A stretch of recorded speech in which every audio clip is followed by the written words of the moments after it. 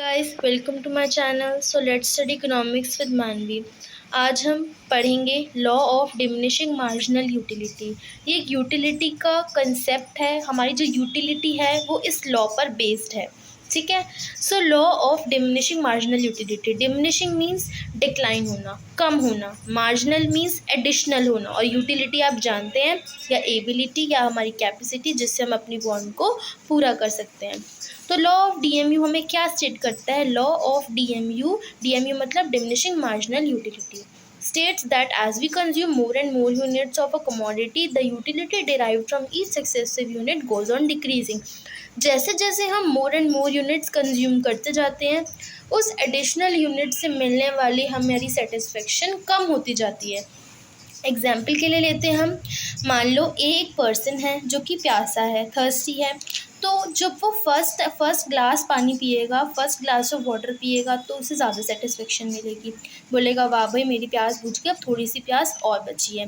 तो second time बोलेगा यार एक गिलास और पानी दे। तो उसकी जो सेटिस्फेक्शन, उसकी जो यूटिलिटी पूरी होगी, उसको जो सेटिस्फेक्शन मिलेगी वो फर्स्ट ग्लास ऑफ वाटर से थोड़ी सी कम मिलेगी और थर्ड में और कम मिलेगी।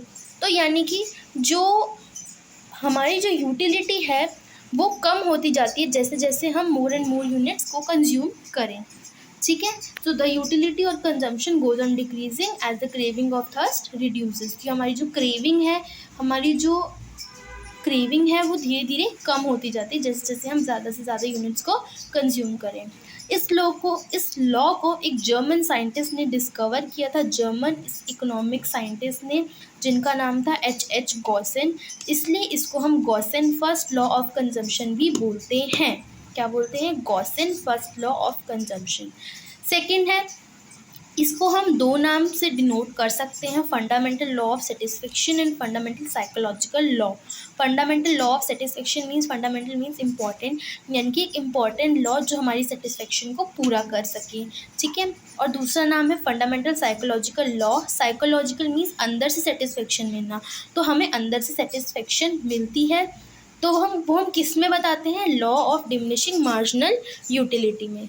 आगे चलिए, अब किसी लॉ को जब हम पढ़ते हैं तो उसके कुछ अजम्पशंस होते हैं, अजम्पशंस जो हमें मानने पड़ते हैं ताकि हम हमारे लॉ को सही प्रूव कर सकें। बिना अजम्पशंस के कोई भी लॉ प्रूव नहीं हो सकता।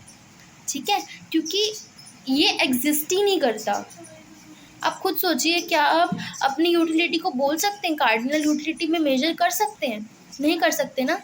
तो जो ये लॉ है वो हमें कुछ अजम्पशंस हमें मानने पड़ते हैं।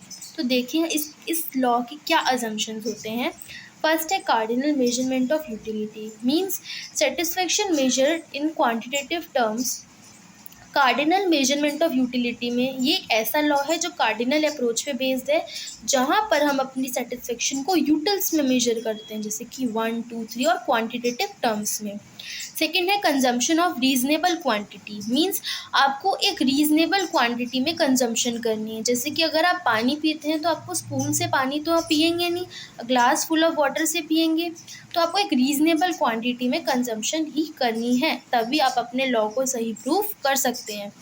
अगला है कॉन्टीन्यूस कंजम्पशन। आपको कंजम्पशन जो है वो रेगुलर बेसिस पे करनी, कंसिस्टेंसी में करनी है।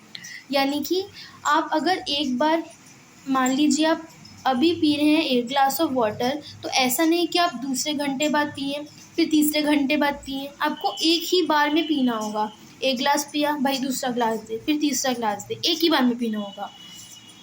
फोर्थ है नो चेंज इन क्वालिटी। आपकी क्वालिटी में कोई चेंज नहीं आना चाहिए। मतलब कि पहले तो आप पी रहे हैं कोल्ड ड्रिंक, सेकेंड बार आप पी रहे हैं पानी, थर्ड बार आप पी रहे हैं जूस। ठीक है। तो इससे हमारा लॉ गलत प्रूफ हो सकता है। इसलिए हमें तीनों बार में पानी पीना है, या तीनों बार में कोल्ड ड्रिंक पीजिए, तीनों बार में जूस पीजिए। तो मतलब आपकी क्वालिटी में कोई भी चेंज नहीं आना चाहिए। ओके। अगला है रैशनल कंज्यूमर। एक कंज्यूमर को रैशनल होना पड़ेगा ताकि वो अपनी यूटिलिटीज़ को मेजर कर सके। अगर कोई रैशनल कंज्यूमर मीन्स समझदार कंज्यूमर, जो हर तरफ से अपने प्रॉफिट को, अपने लॉस को एनालाइज कर सके।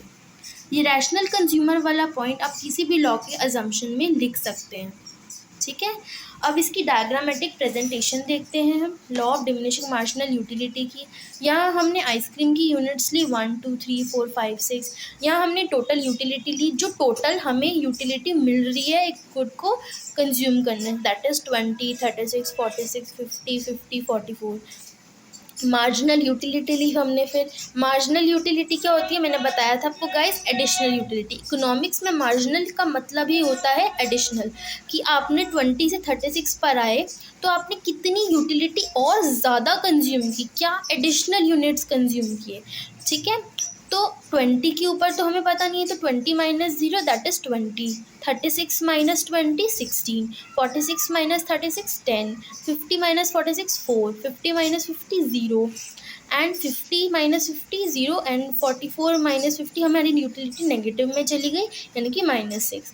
तो आपने देखा कि 1 से लेकर 4 तक आपकी जो टोटल यूटिलिटी है वो धीरे धीरे धीरे धीरे धीरे धीरे कम होती जा रही है। एक टाइम तक आकर आपकी यूटिलिटी माइनस में हो जाएगी, क्योंकि हमने पढ़ा था जैसे जैसे हमें गुड को कंज्यूम करते जाते हैं हमारी जो उससे मिलने वाली यूटिलिटी है वो और भी कम होती जाती है। तो 1 से 4 तक हमारी जो यूनिट्स हैं वो पॉजिटिव हैं, यानी कि हमारी जो मार्जिनल यूटिलिटी है वो हमारी पॉजिटिव है।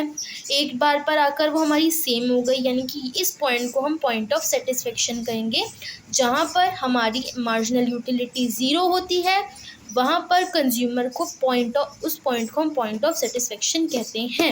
यानी कि जब एक कंज्यूमर का आइसक्रीम की 5 यूनिट्स कंज्यूम करेगा उसे टोटल यूटिलिटी 50 मिलेगी और मार्जिनल यूटिलिटी 0 होगी, तब एक कंज्यूमर इक्वली सेटिस्फाइड होगा। उस 5th यूनिट के बाद जब वो 6 यूनिट करेगा, अरे वाह भाई मेरा तो पेट ही भर गया, अब मैं और आइसक्रीम नहीं खा सकता, उसका मन भर जाएगा, उसका मन ही नहीं करेगा आइसक्रीम खाने का, इसलिए जो उसकी यूटिलिटी है वो माइनस में चली जाएगी। अब हम इस law of diminishing marginal utility को DMU को डायग्रामेटिकली कैसे शो करते हैं, ऐसे हम क्या एक्स एक्सिस पर क्या प्लॉट करते हैं, units of ice cream that is 1 2 3 4 5 6, और MU यहाँ पर हम पुट करते हैं MU। तो आप देख रहे हैं ये स्लोप डाउनवर्ड जा रही है, MU curve slopes downward indicating decrease in satisfaction which each successive unit of ice cream. आपको इस लॉ में बस इतना याद रखना है कि जैसे जैसे हम यूनिट्स को और यूनिट्स कंज्यूम करते जाते हैं हमारी जो यूटिलिटी है वो कम होती जाती है। समझ में आया। उसके बाद आता है हमारे exceptions of law of diminishing marginal utility. Exceptions of law of diminishing marginal utility. Exceptions means एक ऐसा लॉ, एक ऐसी कुछ चीज़ें जिसकी वजह से हमारा जो law of diminishing marginal utility है वो बिल्कुल उल्टा प्रूव हो रहा है। कुछ ऐसे एक्सेप्शंस होते हैं, यानी कि अब मैंने आपको बताया कि जैसे जैसे आप यूटिल्स कंज्यूम करते जाते हो वैसे उससे मिलने वाली यूटिलिटी कम होती जाती है। बट कुछ ऐसे भी केसेस होते हैं कि जैसे जैसे हम उन यूनिट्स को कंज्यूम करते जाते हैं उनसे मिलने वाली यूटिलिटी बढ़ती जाती है। मतलब वो लॉ उन चीज़ों को छोड़कर हमारी कोई ऐसी एक्सेप्शंस भी हैं जिसकी वजह से हमारे लॉ उल्टा हो जाते हैं। कैसी हैं एक्सेप्शंस वो देखते हैं।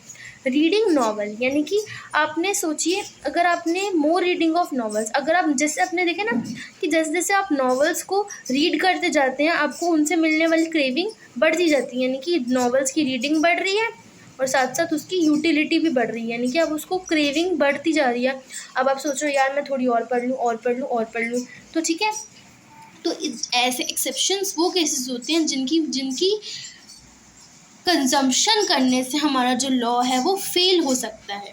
तो reading novel is one exception and another one is personal except. जैसे कि हमारा कोई शौक़ है स्टैम्प कलेक्शन, तो जैसे जैसे हम ज़्यादा स्टैम्प कलेक्ट करते जाते हैं हमारी और क्रेविंग बढ़ती जाती है, हम मोर अर्ज होते हैं कलेक्ट करने के लिए तो हमारी यूटिलिटी भी बढ़ती है। तो यहाँ पर भी हमारा लॉ गलत प्रूफ हो रहा है। अगला है मनी एक्सक्लूडेड मतलब आपको कभी ऐसा होता है कि आपका मन भर गया, यार भाई मुझे और पैसे मत दो, जितने आपको पैसे मिलते हैं आप सोचते हो मुझे और मिले, तो इसलिए आपकी यूटिलिटी बढ़ती जाती है। समझ में आया। एक लास्ट है आपका इंटॉक्सीडेंट्स मतलब एक ड्रंकर को जब ज़्यादा से ज़्यादा एल्कोहल मिलेगी तो उसकी यूटिलिटी बढ़ जाएगी, मैं एक गिलास और पी लूँ, है ना। अगला देखिए